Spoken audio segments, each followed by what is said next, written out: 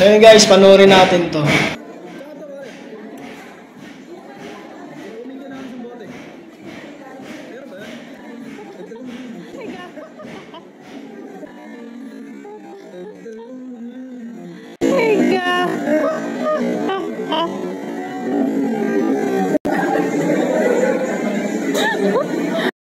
Yan.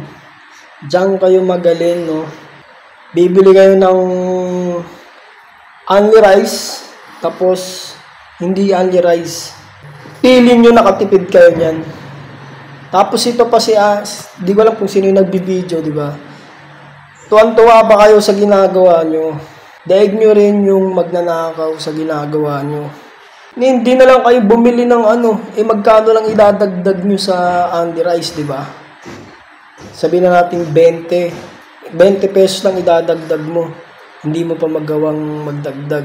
Mas gusto nyo pa yung magnakaw, tapos papakain mo sa kanya. Ito naman kaibigan niya, konsentidor. Sige, kain ka lang ng kain. Diyan.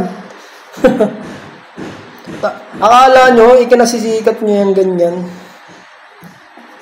Ikinasisikat nyo yung pagnanakaw nyo ng kanin. Daig nyo rin yung magnanakaw sa ginagawa nyo.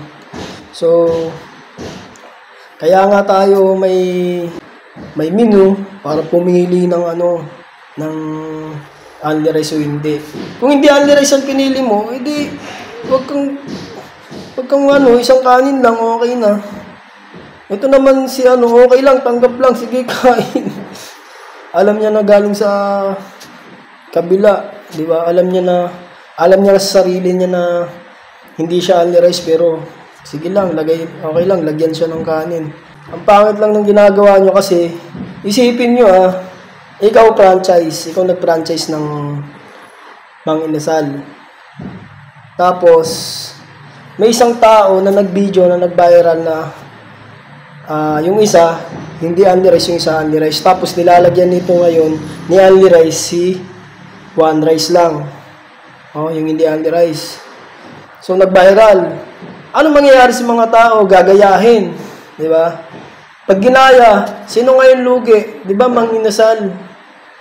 Dapat sa mga ganyan, dapat pinagbabayad yan ng kapag nahuli, di ba?